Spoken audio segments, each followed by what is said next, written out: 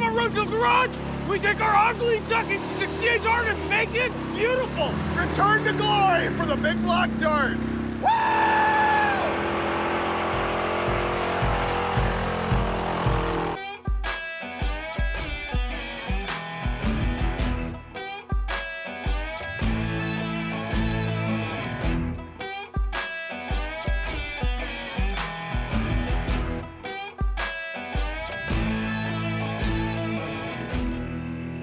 I told you I could talk this guy out of this car. And you did. Yep. And you know what? We have something in common, Frieburger. What?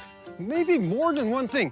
We both love 68 darts. Oh, absolutely. And big block Mopars in 440 cubic inch size. It has everything we love, all in one tidy little patinaed package. I know. It's a beauty. If you haven't seen prior episodes of Roadkill Garage that feature this car, here's what went down. Steve and I were driving the Crusher Impala right through the mountains here, and we pulled over to reset some GoPros and stuff, and dude runs up and he's like, hey, I've got a 440 dart, you can come thrash in the dirt on my property. And we're like, how can you say no to that? Yeah, we're like, can we thrash the Crusher Impala too? They're like, yeah. And so we came over here, and sure enough, this guy Dusty's got this 440 dart, and he and I were doing donuts in it, and before we even finished the donuts, I'm in the car, and I tell the guy, you need to sell me this car, or I need to buy this, or how much, or whatever. So are you selling me it? It's the Wayback Machine for you, too. It is. That is the key to the whole thing. Back when I was a staffer on Hot Rod Magazine, this is circa 1994-95, I built a really well-known project vehicle, which was a 68 dart with a big block, known as the Cheap Thrills Dart. I guess that put my name on the map for butchering stuff with like hose clamp trans mounts and stuff like that. And this car reminded me of it so much. This was a pure nostalgia play. Here's the Skinny. It's got a swapped in 440 big block, as well as a 727 automatic and an 8 3/4 rear end that's reported to have 456 gears in the thing. It seems to run pretty good. It's got a Mopar M1 single plane intake, aftermarket carburetor, air cleaner, MSD ignition, stuff like that. I'm pretty sure the charging system doesn't work. I know that the exhaust system has been cut off the thing, and I suspect it probably overheats on the highway, especially with those gears if we drive it too fast. So what we're gonna do right now is try and fix those things, and then our goal is to drive it from here in Onyx, California, all the way back to Steve's place, north of Bakersfield. Is it Onyx? That's close enough. I'm gonna do that. All right. First up, we have an exhaust system, and we're gonna install it. Cheers. You know what? Huh. We're gonna make this luxurious with actual mufflers. I lubed that, so don't put it in the dirt. I know, David. It's not my first day on the job. He always mansplains me. You think this is safe? Should I put it in neutral so it rolls up as it jacks, or should we just let it slide off the K-member? It's not. I have it hooked. That's why I keep checking it. Oh, okay. Because I was way ahead of you on that. Now I apologize. Seriously. Yeah. If this came off, it can go on, right? Whoa. Hey, Steve. It just went right on. Yeah. I thought so. Ah. Yep. Okay. That's good enough? We got at least 3/4 now. Oh, okay.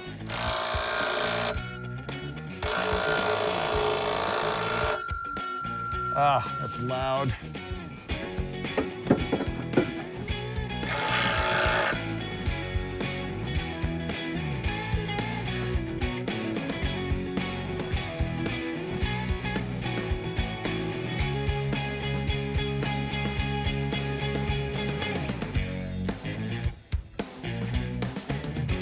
We got the exhaust on, we got all the fluids checked, ready for donuts. Try it out. I've never even driven this car.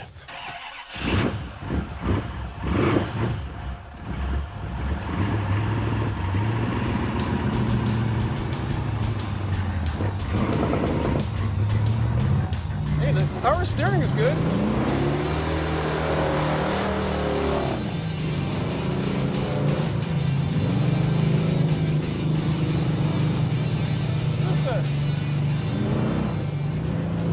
Starts pretty good. Yeah.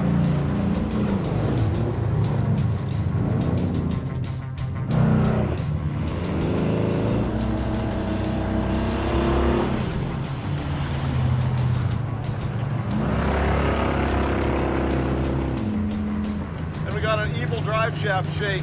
Yeah. The rear shocks on the car are completely blown out. Totally.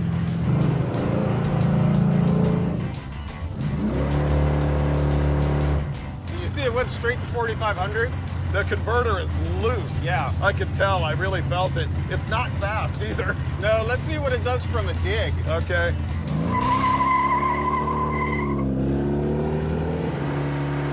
Wow. It's pretty gutless. It runs about like I would expect it to run, to be honest It's with a you. motorhome 440. Yeah. Yeah.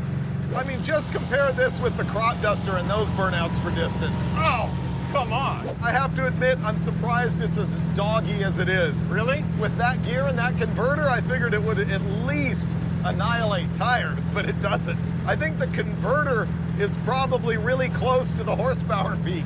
It's 4,500 on the stall speed. Right, that's what I mean. And the horsepower peak's probably 5,000. Yeah. It might be 4,800. It might be. This is among the worst drive shaft vibrations I've ever had. Yeah, it's pretty horrific. It's not as bad as when we made our own drive shaft for the crop duster. That was even worse, you're right. Yeah, I thought that was gonna be perfectly good. it wasn't. It would suck to pitch the drive shaft out the rear end of this car. It would. It's pretty comfortable though. Oh, it's a dart. I know. Like the seating position is ideal. I know, it's a dart. And actually, I must admit that the bucket seat dart is actually superior to the bench. Oh yeah, I agree.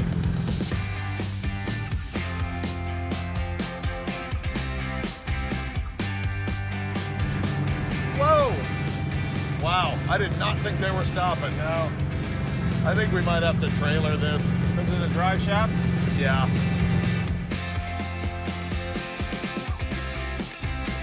And fail. The dart ends up being a lot better than expected in some ways and worse than others. And the worst way is that the drive shaft is wrecked. It was vibrating really bad when we were on the highway and doing burnouts and stuff.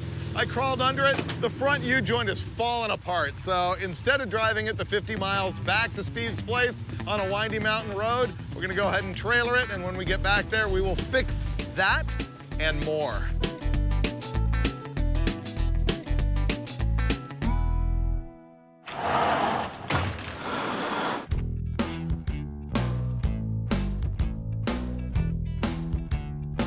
So this is gonna shock you about what we're gonna be doing to this car in this episode, because it's not really like making it go faster or being better, even though it's sort of a pooch. Nope, this is gonna be all about cosmetics.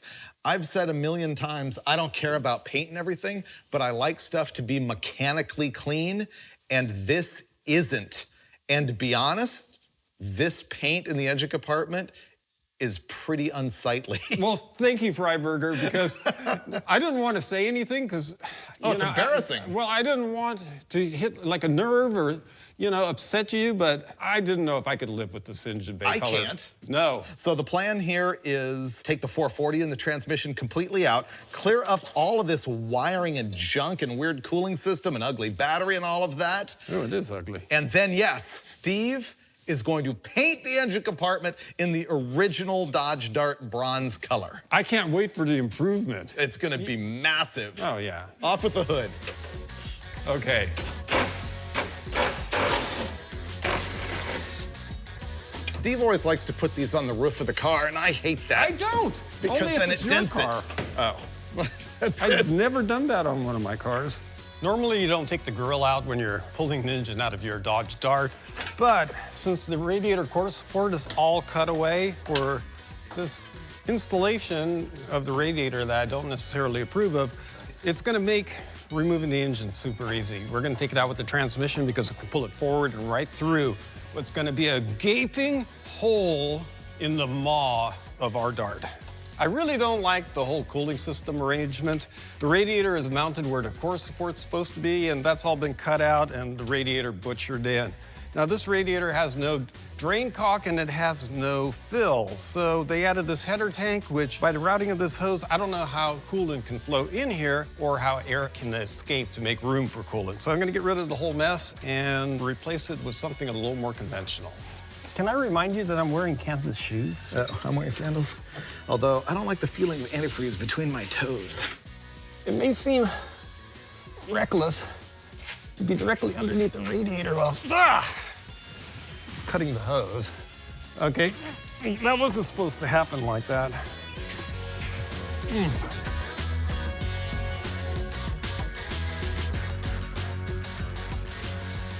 Freiburger, can I get a little privacy here, man? Dude, have you ever been to a baseball game before?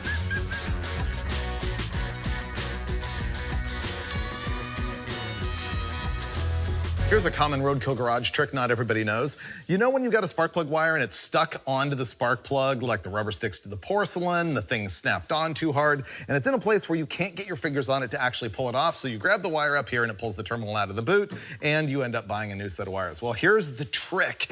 Your standard flat blade screwdriver, you wanna stick it in here, get it right behind that boot, pry against the header, and there you go, done. Ha-ha. Ah, this whole thing is so butch. Oh, What's going it's on? coming out. It's pouring out of the... Come on, hold it like this. Haven't you ever been to a baseball game? Okay, let's walk this thing out of here before we... I thought you would dude, just grab it. It's like Lake Erie down there. Bye-bye.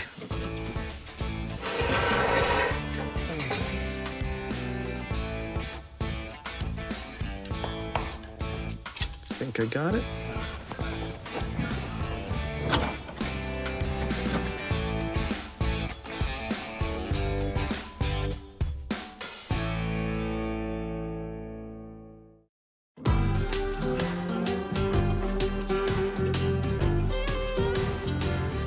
Good morning. Today, 4,000 Audis, Porsches, and Bentleys are burning out of control, floating on an abandoned ship in the Atlantic Ocean.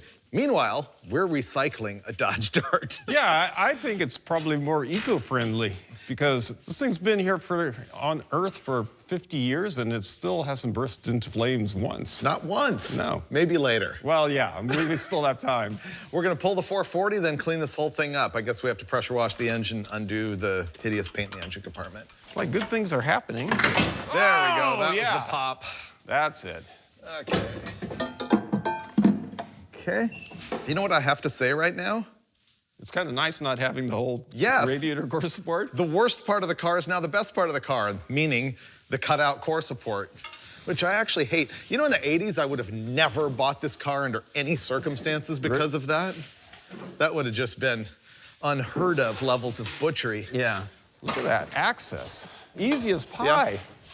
I'm also surprised how level it's hanging. Yeah, the level was really good. Okay, the 440 has an actual casting date right on the side of it, as well as a casting number. Oh, wow, that came off good. All right. That says 76. That explains why it's got the water pump with the outlet on the passenger side. And you know what else that means? This is probably yet another motorhome 440. Man, the legend of the motorhome 440 continues. This thing right here is a transmission blow shield. It's like a carbon fiber thing made by CSR that goes on, and if the transmission explodes, then it keeps the parts from flying through the floor and cutting your foot off. And that's actually a very real problem with the torque flight, but we're gonna remove it because this thing is too gutless to worry about it and because this is in the way of everything else.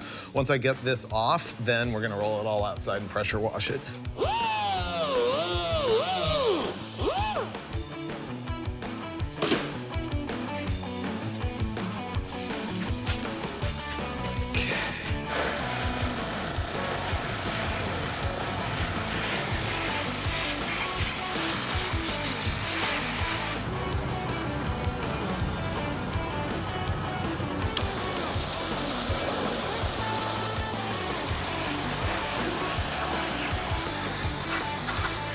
Now that David's got the whole engine bay cleaned up really nice, what I'm gonna do is get it ready for paint. Now, this isn't a full restoration. It's just kind of a fix-up, and I'm gonna scuff it with 320 grit sandpaper.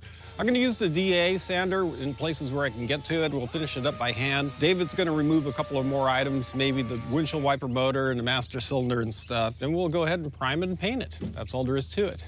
It's too late in the evening to start the painting process on the Dart, and so we're gonna leave that till tomorrow. We're gonna start working on the engine. Normally when I build an engine, I'm really picky about like not painting over gaskets and making sure all the bolts are black and not painted. This, we're just gonna spray can rebuild. full-on fog this thing. First, we're gonna take the transmission off of it. Then it's gonna just be Hemi orange as long as we got sunlight. Normally when I paint an engine, I use automotive urethane and I completely prep it out like perfectly, but this is just kind of a rattle can rebuild. To make it a little bit better, I'm gonna hit it with some primer first, and then we'll shoot it with some Hemi Orange VHT, which is actually pretty good rattle can paint. So I guess we're gonna let this engine dry, and in the morning, we're gonna deal with the Dart again. I have a new plan that's gonna make the Dart even more gooder. Well, I have my suspicions, Freiburger. Yeah, and it's gonna be more work for you. Yeah, that's what I figured. That's what we do here I on know. Roadkill Garage. See you in the morning.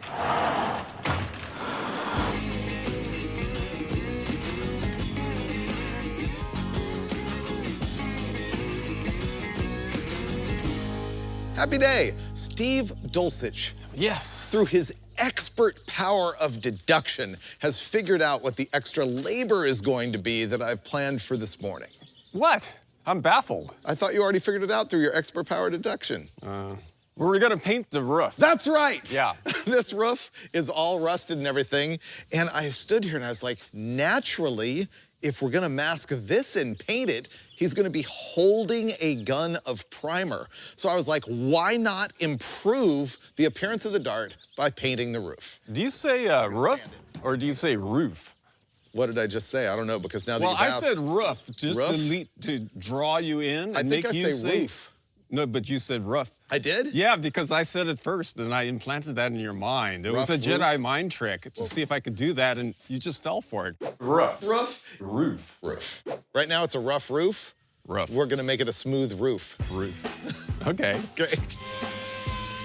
What I'm gonna do is prep the roof for paint. We're just painting it with primer, so I'm gonna prep it by sanding it with 180 grit. I'm using a 6-inch DA, and to get the tighter spots, I've got a little 3-inch DA. And the really tight spots, I'll have David do by hand. So I'm gonna get straight into it, and it'll be ready to go. I think it'll look a heck of a lot better. Here's one of the greatest masking tips of all time, the aluminum foil. Yes, it's like basting a chicken, except in your engine compartment. Look at that. Done. Turkey, basting a turkey. Whatever. You don't even eat chicken. The time has come to mix the primer. Now, what I'm using here is a DTM primer, which is a urethane. The DTM stands for direct to metal, but don't be fooled. It's made to stick to just about anything. You can put it over old paint, old primer, bare metal cut-throughs, or even E-coat. So that's the primer, and the mix ratio here is pretty easy. It's 4 parts primer to 1 part activator and 1 part reducer, and here goes.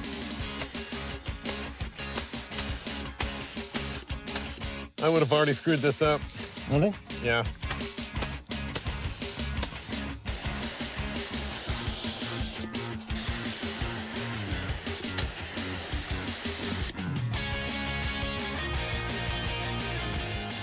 What I'm gonna do for the roof is, I want a little bit of a darker gray, so I'm just gonna use some black single-stage urethane, mix it right in with the primer. Just for luck, I'm gonna add a little urethane hardener into the mix. It's kind of a witch's brew, but I think it'll work.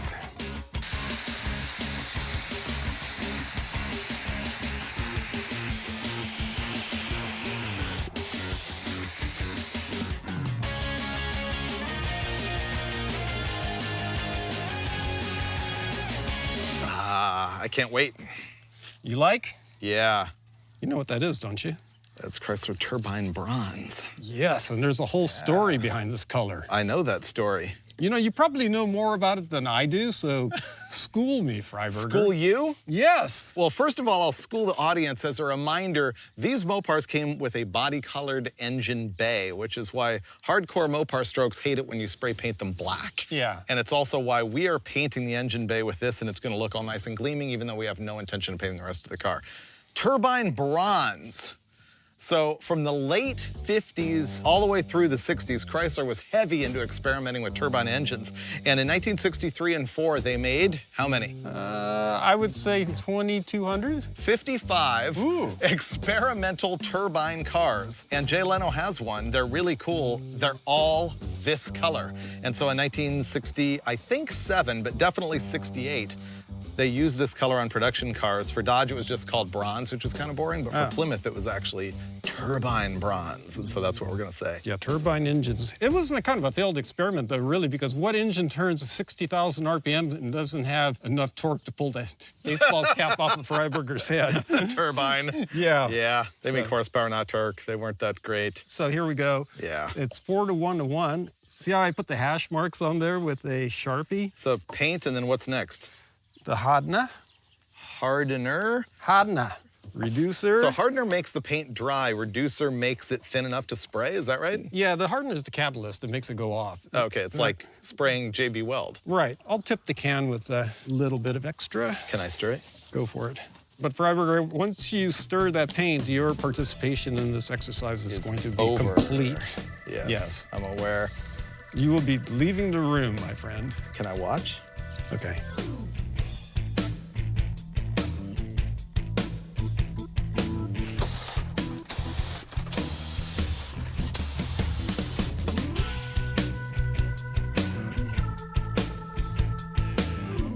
I have more detail I need to do on the Dart engine compartment, but the paint is still kind of tacky, so I'm gonna let it sit and dry.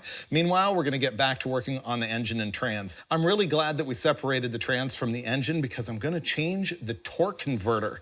You see, what's interesting is that the Dart came with a really small drag race torque converter and a 456 rear end gear for an engine that probably makes 300 horsepower. This thing's a dog. This converter was stalling at 4,500 RPM in the car, so it's really loose. Meanwhile, I've got this torque converter that came out of the crop duster. Remember the episodes of Roadkill Garage where we built my crop duster and took it to the drag strip and it ran 11.0 in the quarter mile? And I was dying to make it go tens. So I ordered another converter to try and make it stall higher to go faster, and that ended up not working out. Well, I still have the original converter from the crop duster here, and behind this engine, I'm gonna guess it's gonna stall at like 3,000, which is better than 4,500. So to make the swap, the only thing I had to worry about here was the size of the torque converter bolts that bolt to the flex plate. The Mopar uses a small one and a large one, so that's something to keep in mind if you're doing a swap like this. Fortunately, Brother Steve had the right bolts in stock.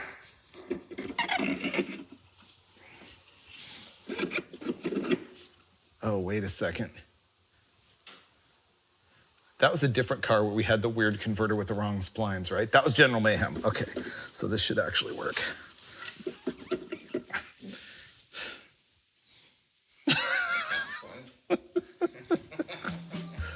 What did we learn about converter spline counts?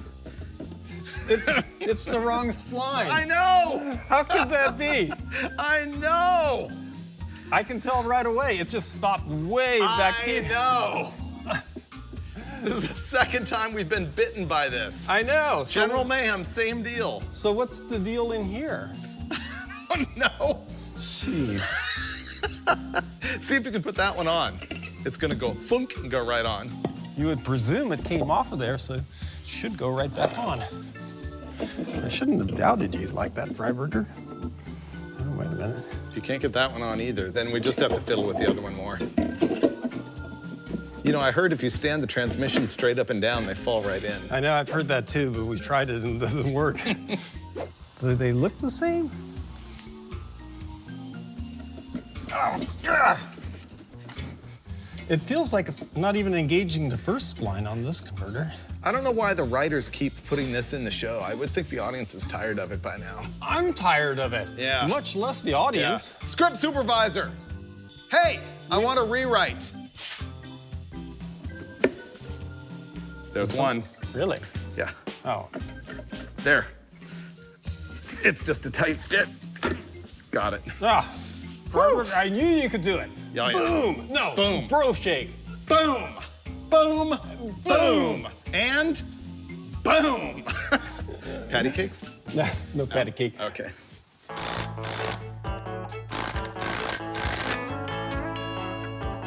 Stop. Okay, bolt.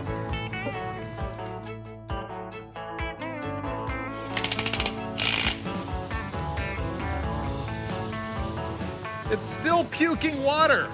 All right, put it down. It puked antifreeze everywhere. I know. Saw that. All right, now we are going to change the valve covers, maybe put the pulleys on it, thermostat housing, intake manifold, stuff like that, so that we can put it in the car.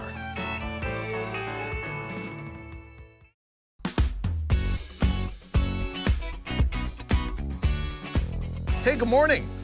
You're probably sitting there going, there's something different about Frieburger, but I can't quite place it. You know what it is? It's the army green sweatshirt, because today is the day that the marketing department is coming to interrupt our work on the Dart and shoot a bunch of still photos of me and Dulcich so that we look like reality show superstars.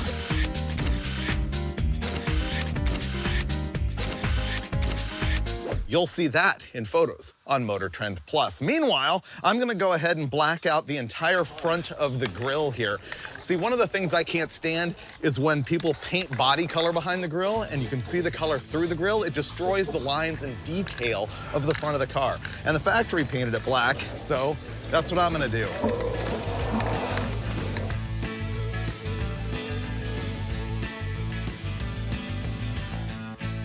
We got the Dart inside. Steve already started detailing the engine. Spray can job came out okay. It looks a lot better than it did. Yeah, and now I'm gonna install this fuel pump. After the fuel pump, are you ready to drop it in? Yeah. It's all detailed up. Instead of rolling the hoist to the car, how about we roll the car to the engine? It's less work because we're already standing here. You think it's got to go that way? Yes. Yes. So we're gonna back up and steer. Ooh, no, don't do that. What happened? You just shot power. Stop! I said don't do that. I didn't know what you were talking about. Oh, no. You shot power steering fluid everywhere on the brand new paint. I forgot that we disconnected the power steering hoses, so we have open fittings. And when you turn the steering box, it pukes out hydraulic fluid, which is basically ATF. What you're supposed to do is take an extra piece of hose and loop the outlet to the inlet. That way it just recirculates. Well, that was pretty bad. Uncontrolled discharge. Yes. It's time for a Steve Dulcich top tip. Now, when you disconnect the power steering lines from your power steering pump, you have an open pressure port and an open return port, and no matter which way you turn the steering wheel, you're gonna squirt a bunch of transmission fluid or power steering fluid, if you will, right out. So, you can take an ordinary piece of hose, 3/8 in this case, and you just loop from one fitting to the other fitting, creating an infinite loop. It's like a microcosm of the whole solar system. It goes around and around forever. So that's done. We will never have to worry about spilling any fluid. Okay, push, push, push. There we go. Wow. Okay.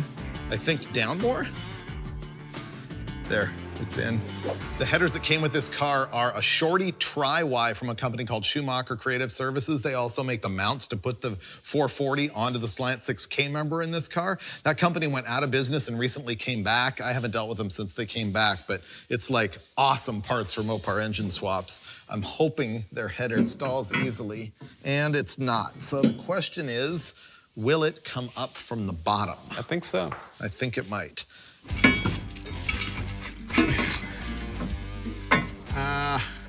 Now I got it trapped in here.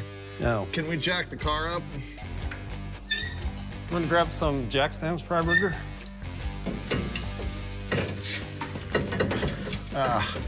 Nope, it's not gonna get past that steering column from here. It's hitting the firewall. I'll jack the engine up by the front corner on the driver's side. Okay. There.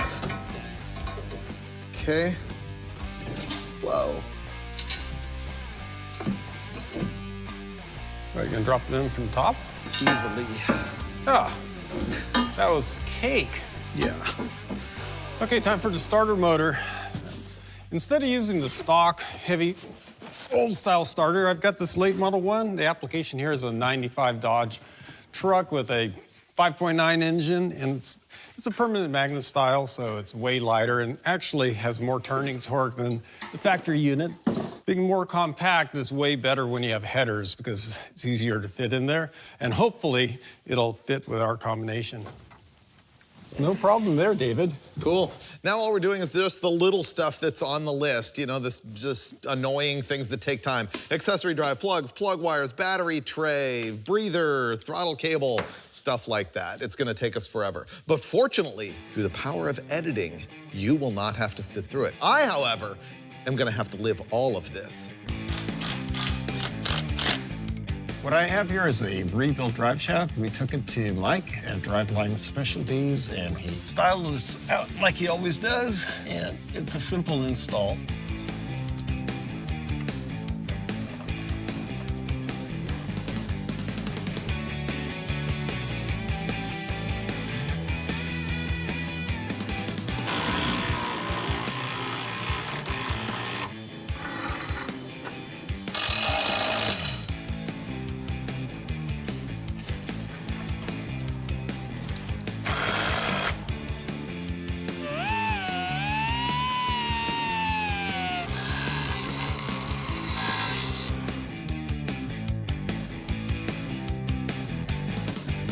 Having the core support cut out of the car makes it super convenient to work on. Unfortunately, it gives us nothing to mount the radiator to. So what I'm gonna do is just a simple solution. A piece of angle iron will go right down in here, and I'll drill that out and mount it to this rail on the radiator, and I'll do likewise at the top, and the radiator will be mounted up solid. Simple solutions are usually the best.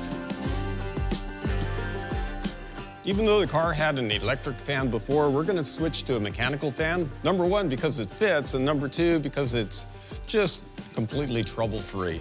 I had just put this carburetor on to mock up the fuel line and stuff like that, but unfortunately we're not gonna use it. This thing just glugs fuel, and I don't have time to fix it. Honestly, I would have fixed it if we weren't on a TV deadline, but instead, we're going straight to the 750 Brawler.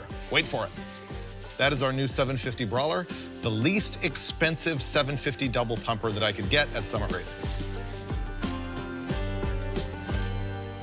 Oh man, that fan's really far from the radiator. We didn't want that stubby clutch, but it's what we had. And of course, you'd also want a shroud, all that stuff. You wouldn't want this sticking up like this. But it's an easy bolt-on change later. Right now, it looks great for TV, and that's all that matters.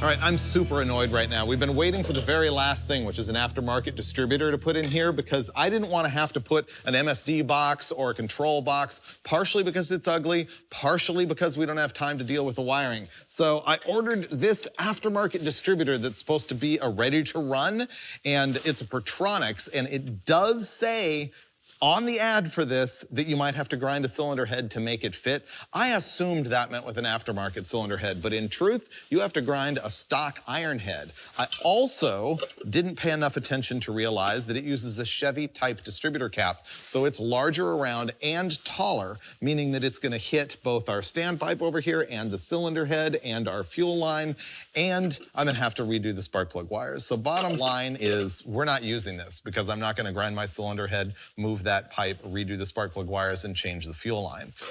Unfortunately, that means we have to figure out how to make another distributor work, because the one that we took out of this engine was garbage. So here comes another couple hours of production time. It turned out that our aftermarket distributor doesn't actually fit in the engine that it's intended to go in. So I've got this old point style distributor. I'm gonna take it apart, clean it, set the gap, and it'll be ready to run.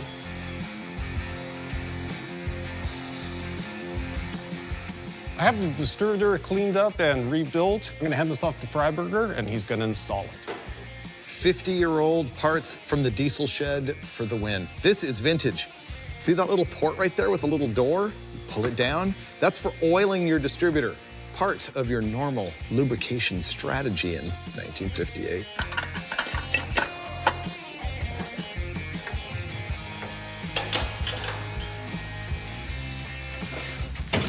Yep, there we go. Got it. Man, having the bumper on it makes a world of difference, even though it's dented. I just don't care. Do you remember how it was when we first got it with that radiator hanging down and the dangling trans cooler and no bumper? And yeah. It looked all... Yeah, it was all screwed up. Yeah. This is way better.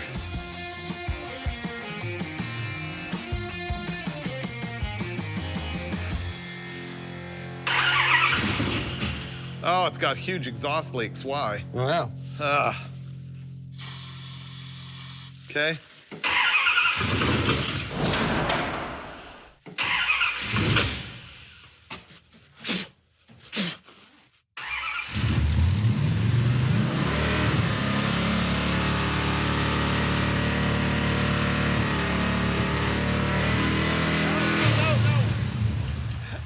I meant thumbs up, not rev it more. Oh, I thought you knew more RPM. No, it was maxed out there. That's 37 degrees of timing, but I have a feeling there's so much swing in this distributor, it's not gonna idle happy. We haven't tuned the idle circuit at all. Well, bottom line, this thing runs. We're gonna get it all tuned up. We'll have to figure out the timing, which is kind of a problem with the stock distributor. I have to set our new carburetor, and I think pretty soon we'll be doing burnouts. But look at it. The beauty is the key in this episode. It went down the hole of death. What did the bolt? No, the half-inch socket. Oh, we would probably need a baby light to spot it in there.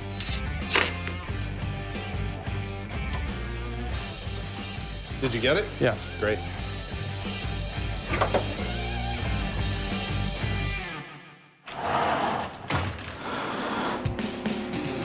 We know it looks good. The question is, did we make it run better? I'm gonna wager and say yes. It's perfectly good. Yeah, it's actually really functional. Nice work, Dulcich. Nice work, Frieburger. Yeah. That's night and day. That's night and day. This transmission's not awesome, but it's okay. It's just a stock transmission, I think. Yeah. We never checked the fluid, did we? No. But this converter came out of a running car. Yeah. Oh, yeah.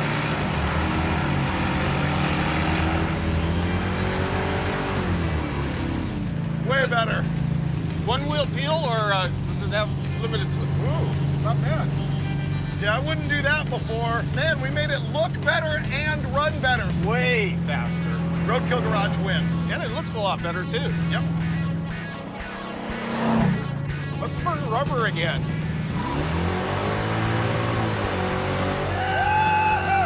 Look at us! Yeah! Oh, man, she's still spinning a Frieburger.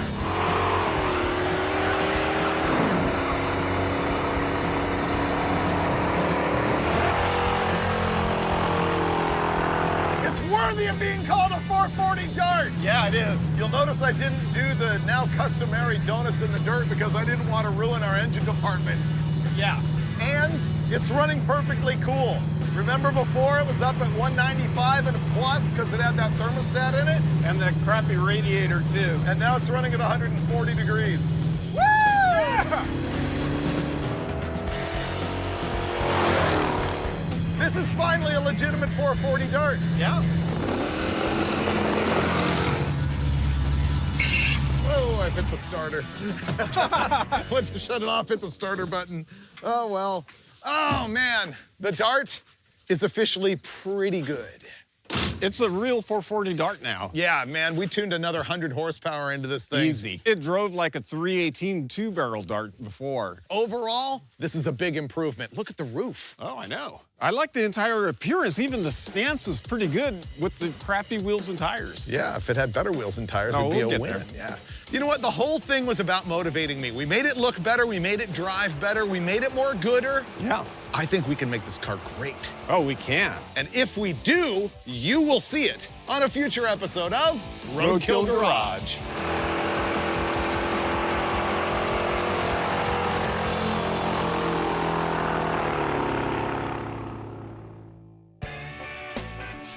Hey. Nice. That was the first time I feel like we had an actual blooper. How did you guys just clean this floor? Ah, it's incredible, isn't it? And now Yeah. we're gonna walk in that transmission fluid 10 times. Yeah. Why don't we just get the dog's paws in there, too? It's a brisk breeze out here. Makes your hair look good, though. You look like Fabio. Really? Dude, thank you. what you want me to be. Feeling so faithless, lost under the surface. I don't know what you're expecting of me, but under the pressure of walking